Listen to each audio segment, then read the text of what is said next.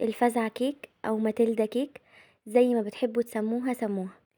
أما بقى بالنسبة لطعمها فهي تحفة ما يتشبعش منها. عملتها معاكم قبل كده وهعملها معاكم تاني النهاردة من كتر حلاوتها. بس قبل ما أبدأ ما تنسوش تعملولي لايك وسبسكرايب لو سمحتوا. يلا بقى بسم الله. في الأول كده هنبدأ بصوص الشوكولاتة. أنا عندي هنا قالبين من شوكولاتة سما. خدت منهم قطعة كده علشان أزوق بيها على الوش في الآخر. قطعت الباقي كده حتت صغيرة عشان يدوب بسرعة لما احط عليه اللبن.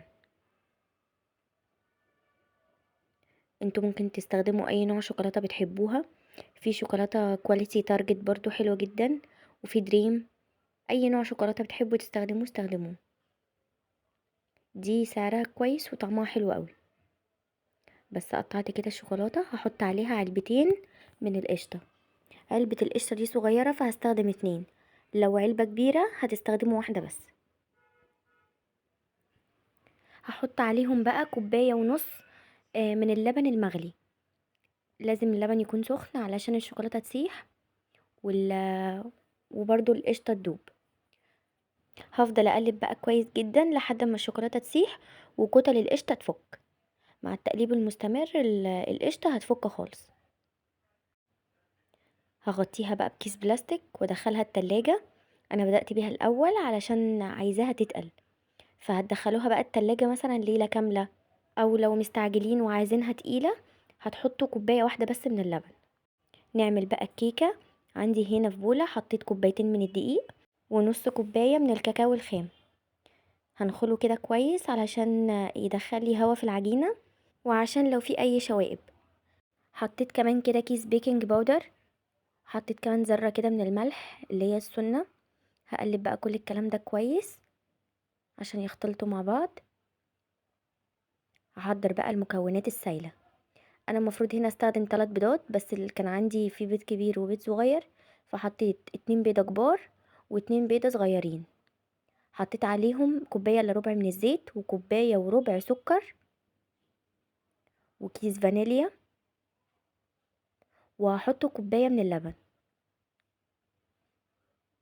هضرب بالكلام ده كله بقى في الخلاط او بالهاند بلندر او بالمضرب الكهرباء او على ايديكوا. اي حاجة مش هتفرق. اول ما يدخلوا كويس بقى هنزل بيهم على المكونات الجافة واقلب بقى كل الكلام ده كويس في بعض.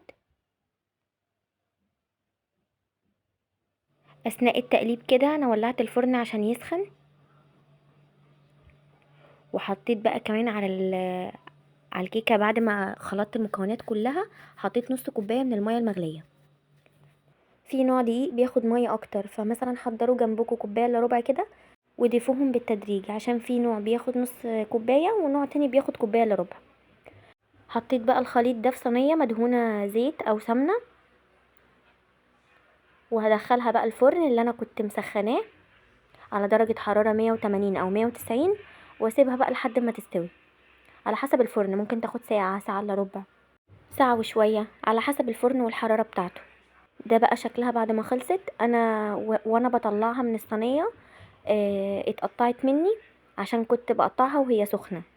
فانتوا سيبوها تبرد خالص خالص خالص، وبعد كده ابدأوا شيلوها من الصينية وابدأوا قطعوا فيها. ده بقى صوص الشوكولاتة تاني يوم. بصوا تقيل ازاي. لو عايزينه اتقل من كده هتحطوا 1 كوباية بس لبن، ولو عايزينه اخف من كده هتحطوا 2 كوباية لبن. قطعت كده الكيكه بالنص، حطيت النص الاولاني في الصينيه، وحضرت كده كوبايه لبن، حطيت عليها معلقه من صوص الشوكولاته وهسقي بيها الكيكه. هحط كده بقى نص الكميه بتاعه الشوكولاته في النص، وهخلي النص التاني على الوش. هفردها كويس، وممكن بقى ايه لو حابين ان هي تبقى عامله زي الجاتو كده تتقلوا صوص الشوكولاته شويه، بس احنا بنحبها جوسي. انا كنت المره اللي فاتت كنت مخففه الصوص عن كده كمان.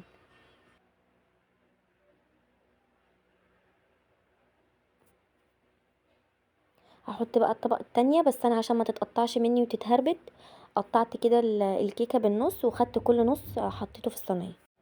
هسقيها كمان باللبن والشوكولاتة اللي عملناهم، وبعدين هحط بقية الصوص.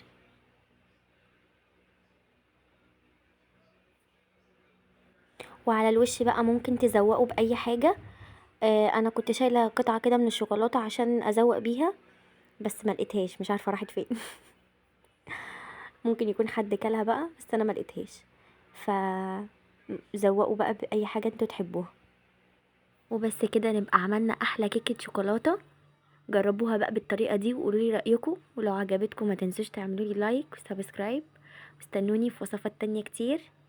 ولو حابين وصفه معينه ممكن تقولي لي في الكومنتات وانا هعملها ان شاء الله. وبس كده، اشوفكم على خير ان شاء الله في فيديو جديد ووصفه جديده. باي.